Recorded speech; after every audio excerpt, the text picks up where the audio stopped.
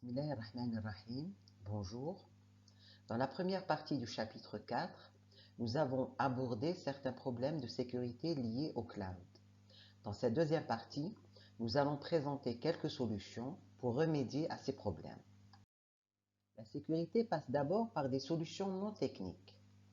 Une totale transparence entre l'entreprise et son prestataire est plus qu'indispensable. Il serait préférable qu'une entreprise cliente connaisse la localisation géographique de ces données et pourquoi pas pouvoir choisir l'emplacement des données en vue d'être au courant par quelle législation seront gérées ces données. Aussi, la démonstration via des audits concernant l'optimalité des règles de sécurité et un accord de réversibilité stipulant la possibilité pour un client de renoncer et de reprendre le contrôle de ses données et infrastructures. Il faudra également s'assurer de la disponibilité constante des données, et là, on parle de PRA après sinistre, qui permet par la duplication des données et de l'infrastructure d'assurer une disponibilité même si un problème survient pour les serveurs initiaux. Toujours concernant les outils non techniques, le client dispose d'un droit d'enquête sur les systèmes de fournisseurs afin qu'il soit convaincu par les offres. Aussi, il faudra préciser dans le contrat qui devra assumer la perte d'informations. Et enfin, la possibilité pour un client de pouvoir négocier les différentes clauses du contrat.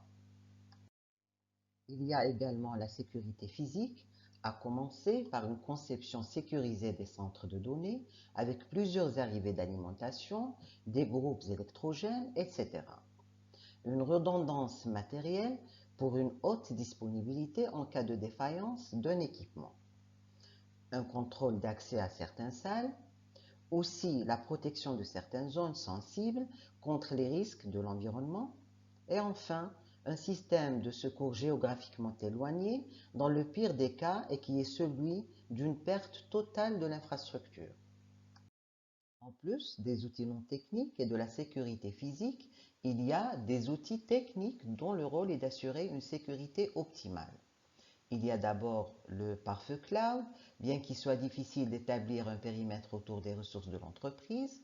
Cette solution qui consiste à mettre une barrière virtuelle entre les actifs cloud et le trafic Internet non sécurisé permet de bloquer les cyberattaques contre justement ces actifs cloud. Le pare-feu nouvelle génération devient une pièce maîtresse pour déployer la sécurité réseau. Comme un pare-feu cloud, son rôle est de filtrer le trafic réseau d'une entreprise pour la protéger des menaces internes et externes.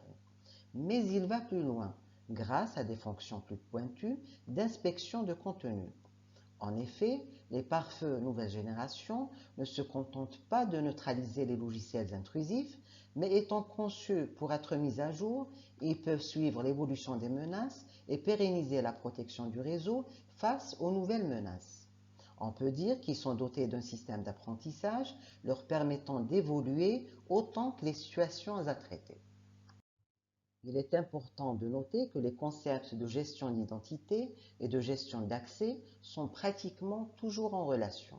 Ces termes désignent toutes les activités d'une entreprise relatives à la gestion de l'authentification et des accès des collaborateurs aux applications, aux réseaux et aux systèmes de l'entreprise. Ça, c'est la partie identité, ainsi qu'à la gestion des autorisations et des restrictions par rapport aux identités établies, et ça, c'est la partie accès. Vu que les services cloud sont indépendants des appareils avec lesquels on y accède, ainsi que des lieux où l'on se trouve, l'identité constitue la clé du contrôle d'accès. L'IAM est donc un moyen de gérer un ensemble d'identités numériques des utilisateurs, ainsi que les privilèges associés à chaque identité. Donc, son rôle est de protéger l'accès aux actifs et de garantir que seules les personnes autorisées ont accès aux documents et services protégés au sein d'une entreprise. Les solutions IAM peuvent être déployées sur site ou fournies sous forme de service cloud ou bien encore hybrides, c'est-à-dire à la fois sur site et dans le nuage.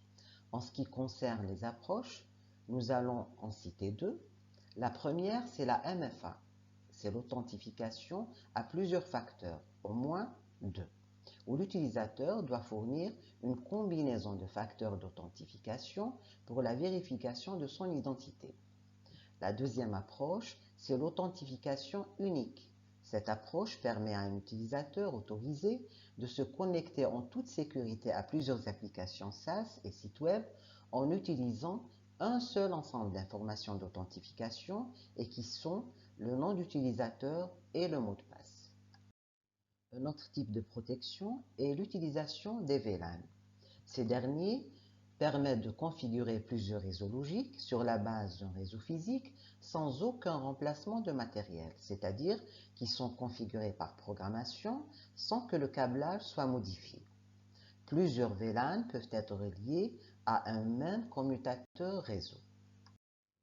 L'amélioration de la gestion réseau se manifeste alors par l'isolation des différents réseaux du cloud ainsi qu'une régulation des communications par la séparation des flux et la réduction du trafic. Le cryptage est une autre solution au problème de sécurité, soit par un cryptage des données stockées en ligne, mais dans ce cas, le fournisseur de services dispose des deux clés, la clé de chiffrement et la clé de déchiffrement, donc il peut voir les données, soit par un cryptage de bout en bout, cela veut dire que les données sont chiffrées et déchiffrées localement. Cette deuxième approche assure plus de sécurité que la première.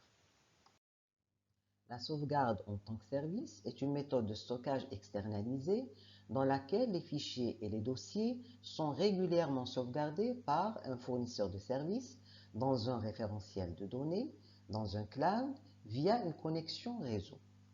Dans le but de réduire les risques, les données stockées sont chiffrées.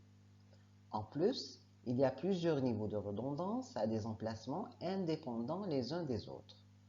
Dans le cas de la sauvegarde en tant que service, c'est le fournisseur qui se charge de la restauration des données. Pour ce qui est de la récupération en tant que service, elle permet de restaurer et les données et les applications. Enfin, la reprise après sinistre en tant que service consiste en la réplication et l'hébergement de serveurs physiques ou virtuels par des tiers, ce qui permet, en cas de catastrophe, soit naturelle, soit causée par l'intervention humaine, un basculement vers un système secondaire.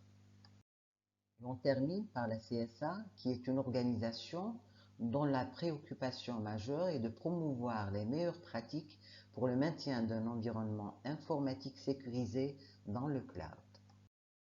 Sur ce, je vous souhaite une bonne révision.